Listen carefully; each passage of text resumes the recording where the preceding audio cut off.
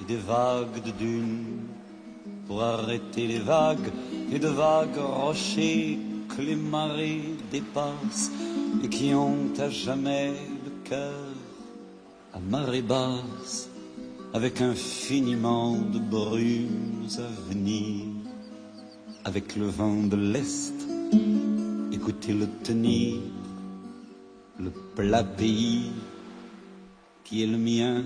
C'est ici, à Roquebrune-Cap-Martin, sur la petite plage de Cabé, que Jacques Brel, au sommet de sa gloire, va venir vivre de 1960 à 1970. Le plat pays et quelques-unes de ses plus belles chansons ont été composées pendant cette période. En venant s'installer ici, Jacques Brel est définitivement passé du gris de sa Belgique à la lumière des golfes clairs de la Méditerranée. Quand le vent est au sud, écoutez-le chanter, le plat pays qui est le mien.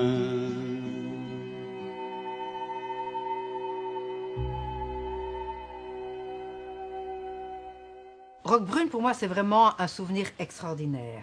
Une maison difficile d'accès, un peu cachée. Donc déjà, quand on est enfant, on se dit, c'est pas facile, ça va être un secret. Et donc, il y avait cette allée qui longe les voies du chemin de fer, où il y avait 1000 fleurs, 1000 senteurs. Moi, j'avais jamais vu un cactus de ma vie. Il faisait chaud, tout avait une autre couleur. On arrivait devant une petite grille et là, il fallait descendre tous ces escaliers. Il fallait vraiment le mériter d'y aller à Roquebrune. Mais quand on était là, on ne bougeait plus. Et là, au-delà du jardin, parce que dans mon souvenir, il y a le mur du jardin. Au-delà du jardin, il y a quelques marches et c'est l'infini. Et c'est très étrange parce que pour moi, Roquebrune, même s'il y avait des gens qui venaient là, bien évidemment, sur cette plage, j'ai un souvenir de plage déserte. Il n'y a personne. Je restais des heures et des heures dans l'eau. L'horizon n'était jamais le même.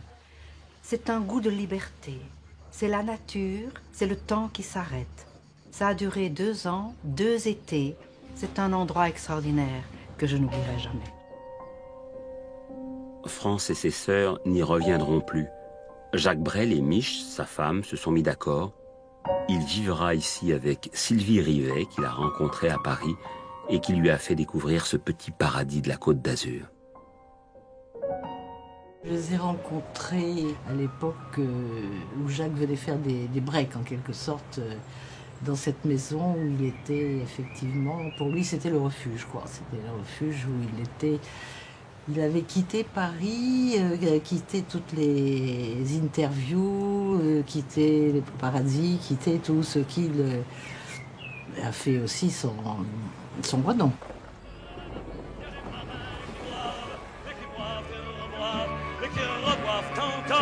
Ils boivent de la santé des putains d'Amsterdam, d'Hambourg ou d'ailleurs, enfin, ils boivent aux dames qui leur donnent leur joli corps, qui leur donnent leur vertu pour une pièce en or. Et quand ils ont bien bu, se plantent le nez au ciel, se mouchent dans les étoiles, et ils pissent comme je pleure sur les femmes infidèles dans le port d'Amsterdam, dans le port d'Amsterdam.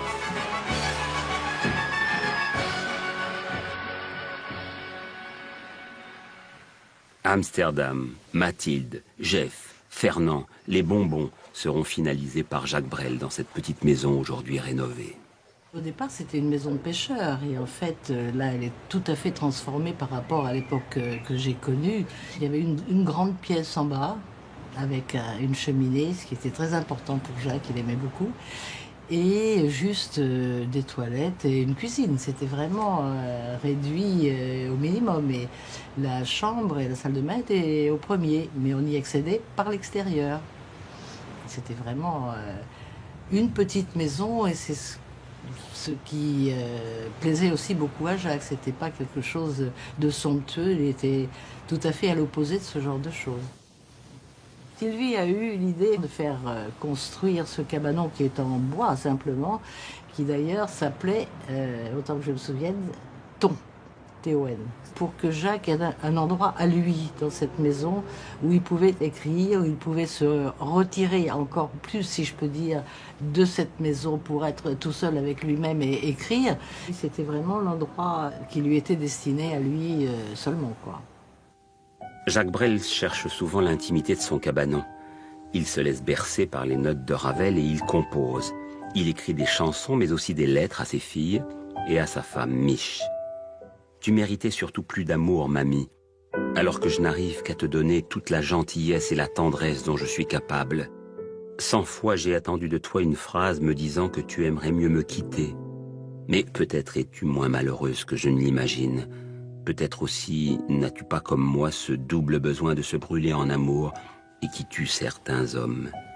Mais au fond, peut-être sommes-nous maintenant au-dessus, ou plutôt par-delà l'amour, complices, gentils et tendres. Ne me quitte pas, je t'inventerai des mots insensés que tu comprendras. Je te parlerai de ces amants-là qui ont vu 2 fois leur cœur s'embraser. Je te raconterai l'histoire de ce roi mort, de n'avoir pas pu te rencontrer.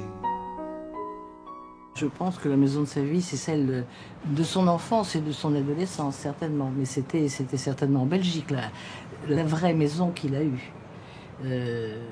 Ici a été celle ensuite qui a été sans doute la plus habitée par Jacques. Mais Jacques n'habitait nulle part. Hein. Il habitait dans sa valise. Jacques Brel a habité plus de 80 maisons ou appartements dans sa vie. Il dit « L'homme est nomade. Je crois qu'un homme est un nomade. Il est fait pour se promener, pour aller voir de l'autre côté de la colline. » Il est né le 8 avril 1929 dans la région de Bruxelles.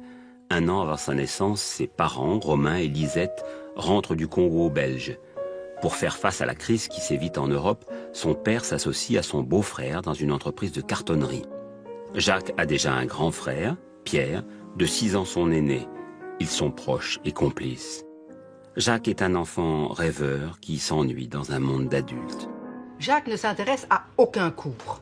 Il faut être honnête.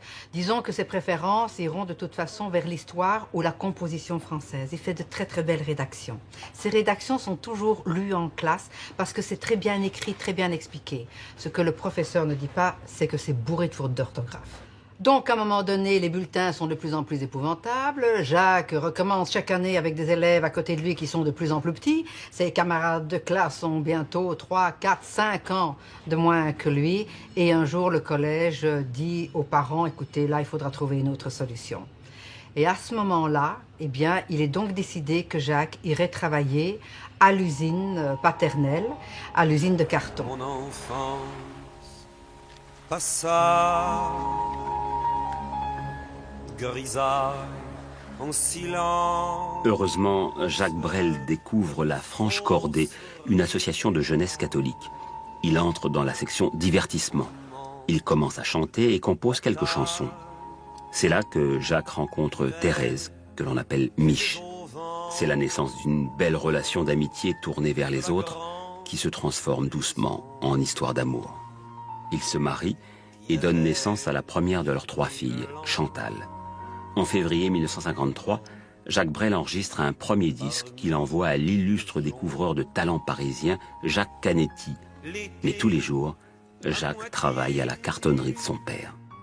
Et Jacques est de plus en plus triste et il a l'impression qu'aujourd'hui ressemble à demain et ressemble à l'avenir. Et pour lui, c'est impensable. Mais surtout, au-delà de cet ennui, c'est je n'ai rien fait pour arriver là. Jacques et Mich se parlent longuement. C'est décidé, Brel quitte l'entreprise de cartonnerie et va tenter sa chance à Paris. Au premier temps de la valse, toute seule, tu souris déjà. Au premier temps de la valse, je suis seul, mais je t'aperçois. Et Paris qui bat la mesure, Paris qui mesure notre émoi. Et là, il va devoir commencer à courir partout pour se faire connaître et passer des auditions, téléphoner, attendre, rater des rendez-vous, voir qu'il y a des promesses qui ne sont pas tenues. Bref, découvrir ce monde du music-hall à Paris. C'est beaucoup plus troublant, mais beaucoup plus charmant qu'une valse à 3 temps, une valse à 20 ans, une valse à 100 ans. Et il faisait quelquefois 3, 4 cabarets par jour, par nuit plutôt. Il allait de l'un à l'autre, il chantait 2, 3 chansons, c'était tout. Il était pratiquement inconnu, les gens ne s'occupaient pas de lui. Dans les cabarets, on fumait, on mangeait, on buvait souvent, et on n'écoutait pas le chanteur. Et il va dormir à droite et à gauche. Il en arrive même à s'installer en février 1954 dans un studio de danse où il peut aller dormir le soir après les cours, mais où il doit dégager la place parce que les cours reprennent. Mais Brassens croit en lui. Dans les lettres que Jacques envoie à ma mère à ce moment-là, il dit à quel point il est tellement heureux que Brassens puisse lui dire « Allez, tiens bon, parce que tu vas voir, un jour, tu y arriveras. » Une valse à 100 ans, une valse à 100 ans, chaque carrefour dans Paris que l'amour... Jacques Brel va faire des rencontres décisives. Pour la musique, Gérard Joannest et François Robert, et pour tout le reste, assistant, régisseur, conseiller et surtout son ami Georges Pasquier, dit Jojo. Jacques Brel fait sa première grande tournée d'été en 1956. À partir de ce moment-là, le rythme de ses déplacements devient frénétique.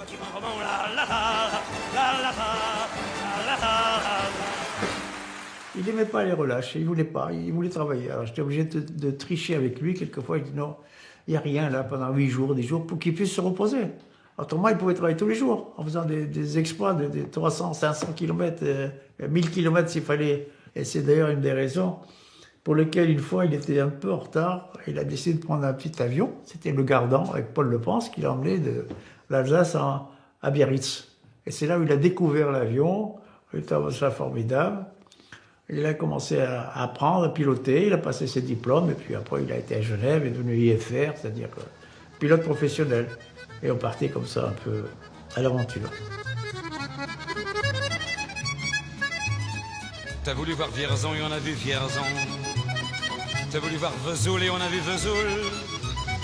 T'as voulu voir Honfleur et on a vu Honfleur. T'as voulu voir Hambourg et on a vu Hambourg. J'ai voulu voir Anvers, on a revu Hambourg. J'ai voulu voir ta sœur et on a vu ta mère. Jacques Brel écrit « Quand je ne chante pas, je fais de l'avion, ou j'en rêve. Ce qui est beau, c'est de dépasser les lois de la physique, c'est de faire du rase-motte dans les nuages. On trouve des routes, on suit des avenues, on se perd. » Ce vaste-mer a appartenu à Jacques Brel. Les traces de vol presque quotidiens de Jacques figurent sur le carnet de route de l'avion. Dès qu'il le peut, il rentre à Bruxelles. Il revient, il prend un bon bain chez nous, il mange les plats qu'il aime, il voit Mich, il embrasse ses filles et puis il repart. D'ailleurs, j'ai horreur de tous les flonflons, de la valse musette et de l'accordéon. Il revenait en avion, il faisait 3 ou 4 passages là, très bas, très bas. Tous, nous, on était là, on disait « Ah, ça y est, il arrive !» Et Sylvie savait qu'elle avait juste le temps d'aller le récupérer. Son avion était à Cannes-la-Boca, donc ça faisait un petit peu loin. Je l'ai connu d'abord à Paris, en tant que le chanteur qui était en train de devenir merveilleusement à la mode. Et puis le grand bonheur, c'est de le retrouver ici, en voisin. Alors quand c'était le soir, ça commençait à partir de 9h30. Il fallait tout de même que la nuit soit tombée. Et alors on se retrouvait ici, sur cette grande table qu'il y avait là. Et comme le soir il avait toujours froid, on faisait le feu dans la cheminée. Et alors chacun s'attroupait, le saucisson, le ceci, le cela. Jacques faisait la cuisine, il aimait beaucoup faire la cuisine. Et c'était d'ailleurs très sympathique parce que c'était complètement amical, non formel. Il recevait ici les gens qu'il aimait bien en fait. Et il n'y avait pas un défilé permanent. Jacques Brel et Sylvie Rivet entretiennent de belles relations d'amitié avec les habitants de la plage de Cabé. Particulièrement avec Fernand, le propriétaire de l'hôtel du Golfe Bleu avec qui Jacques part régulièrement à la pêche. Ce sont peut-être ces escapades matinales qui ont donné à Jacques Brel le goût du bateau. En fait, Jacques a commencé à naviguer à partir du moment où il a été ici, où nous avions un bateau en commun avec mon mari, Sylvie et Jacques. Et ce bateau était amarré à Menton. Sylvie, la navigation n'était pas son truc, si je peux dire. Elle accompagnait Jacques parce qu'elle savait qu'il aimait beaucoup ça, mais la navigation, s'il n'y avait pas trop de vent, pas trop de vagues, ça allait. Mais c'était plutôt une intellectuelle. Elle a certainement pas fait découvrir, mais fait appréhender un certain nombre de livres à Jacques. Il l'aurait peut-être pas lu autrement, encore que Jacques avait quand même un esprit extrêmement découvreur de tas de choses. Mais je crois que sur ce plan-là, effectivement, il y avait une proximité. Jacques et Sylvie coulent des jours heureux à Roquebrune. En 1964, Jacques tient à vendre pour une somme symbolique la maison à Sylvie. Ils organisent quelques travaux pour la rendre plus confortable. Jacques tient particulièrement à la fenêtre de sa chambre à coucher.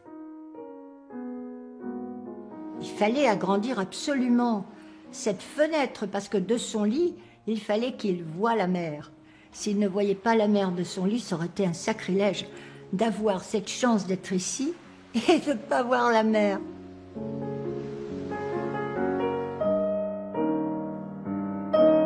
Jacques continue ses tournées à un rythme soutenu.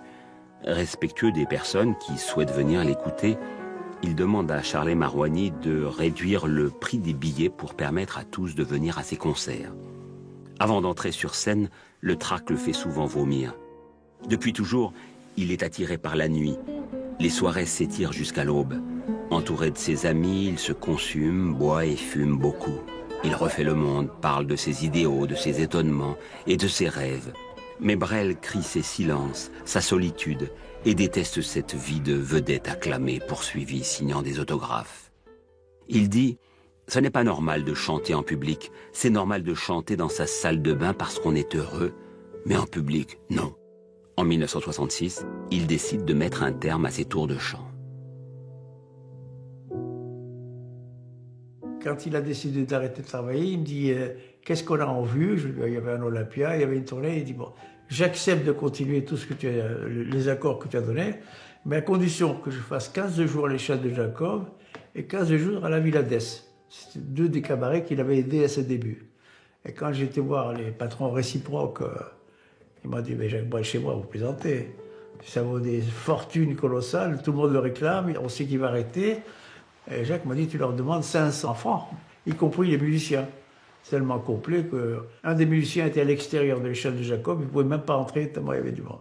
C'était génial. Et de voir cette reconnaissance, je crois qu'on ne voit pas souvent ça. Et lui me disait, mais je suis un homme comme tout le monde, et je lui disais non. Non. Tu n'es pas un homme comme tout le monde. Et c'est pas un homme comme tout le monde, ça c'est vrai. Et je pense que c'est un être tout à fait, enfin que je perçois comme assez exceptionnel. Je me dis que j'ai eu le privilège de le rencontrer et de le rencontrer autrement, de rencontrer l'homme, en plus de l'artiste, si je peux dire. Rêver un impossible rêve, porter le chagrin des départs. Passionné par les mots, Jacques Brel arrête les concerts mais continue à écrire. Il adapte une comédie musicale américaine, Don Quichotte de la Mancha, dont est tirée cette merveilleuse chanson, La Quête. Et dès qu'il le peut, il part sur son bateau. Aimer jusqu'à la déchirure, aimer même trop. Je pense que tout a commencé sur le bateau, on va dire. On a navigué vraiment ensemble, on s'est trouvés entortillés dans les voiles quelquefois. Et je pense que ça a été un élément, pas décisif, mais très très important, qui a fait qu'on est tombé amoureux. Tenter sans force et sans armure d'atteindre l'inaccessible étoile. Je connaissais Sylvie, je connaissais mon mari, donc c'était quand même une situation très difficile à gérer, si je peux dire, parce que il y avait une forme quelque part de trahison d'une amitié, aussi bien pour moi que pour Jacques. Monique divorce et perd la garde de son fils. Jacques quitte Sylvie et s'installe avec Monique à Menton. Sylvie reste seule dans le cabanon. Ce qui a été très difficile pour nous, c'est que nous fallait encadrer Sylvie parce que ça allait très très mal. Parce que tous les soirs, elle nous disait « il va venir ». Ce soir, il va venir. Et Jacques n'est pas revenu. Jacques se lance dans le cinéma. Il tourne avec Lelouch, Molinaro et il réalise ses propres films, dont Franz avec Barbara et Le Far West. La critique cinglante de ce dernier film blesse Jacques, qui se sent fatigué. Il décide de partir pour une longue traversée de l'Atlantique sur son voilier, l'Ascoy. Il m'a proposé de partir avec lui. J'ai pris la décision de ne pas partir. C'était trop difficile. J'ai eu un divorce extrêmement difficile et je ne pouvais pas imposer une séparation avec mon fils en plus de ce qu'il avait vécu. Il fallait choisir entre un homme et un enfant. J'ai choisi l'enfant. Il m'a demandé de l'accompagner dans un tour du monde qui aurait dû durer 3 ans. Il m'a dit, mais ne donne pas ta réponse tout de suite. Réfléchis, attends quelques jours et dis-moi ce que tu en penses. Et donc, j'ai dit oui, bien évidemment. Très, très, très heureuse de partir avec lui pour ce tour du monde. Une île au large de l'amour, posée sur l'autel de la mer. France pense partir seule avec son père. Mais au moment du départ, elle le découvre accompagné de Madely, une jeune femme rencontrée pendant le tournage du film de Claude Lelouch, L'aventure, c'est l'aventure. Quand on est sur un bateau, très très vite, on apprend à se connaître. Mais ce qui m'a vraiment quand même étonnée de la part de Jacques, parce que ça, je ne m'y attendais pas. Je pensais que c'était un homme qui chantait la liberté et qui la pratiquait. Mais quand il a commencé à me donner en secret, en cachette, en toute discrétion, des lettres que je devais poster en toute discrétion, sans que les autres puissent voir quoi que ce soit, je me suis quand même posé 2-3 questions. Quand on n'a que l'amour à s'offrir en partage. Je suis un aventurier et c'est donc dans l'aventure et le mouvement que je tente de retrouver mon équilibre. Je ne veux pas devenir un vieux con, grave et lugubre. Bien sûr, je vais revenir. Je ne sais pas quand ni où, mais ne t'y trompe pas, je suis près de toi. Ce n'est qu'après que j'ai compris qu'en fait, ces lettres étaient adressées à Monique.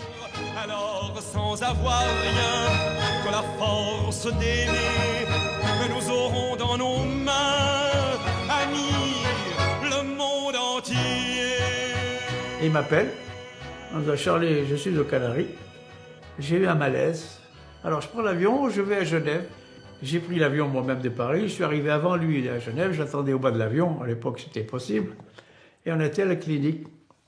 Et là, au bout de 2 jours, avec tous les examens, le verdict est tombé, cancer du poumon.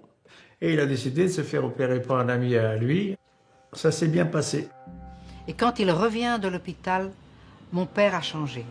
Moi qui connaissais mon père comme quelqu'un qui était une personne, une nature, un être humain qui va vers l'autre, qui donne de soi tout d'un coup, il y a un mouvement de recul. Et je suis un peu décontenancée parce que ce n'est plus du tout l'homme que j'avais connu avant. Il lui a l'air en pleine acceptation de ce qui lui arrive et n'a plus envie de faire d'efforts. Et donc quand on arrive à Fort-de-France, il me dit cette phrase en disant « ou bien tu rigoles comme avant, ou bien tu débarques ». Et j'ai préféré débarquer. Avec le recul, je suis heureuse d'être partie. Le drame des enfants, c'est qu'ils attendent que leur père soit leur père. Et ça n'existe pas.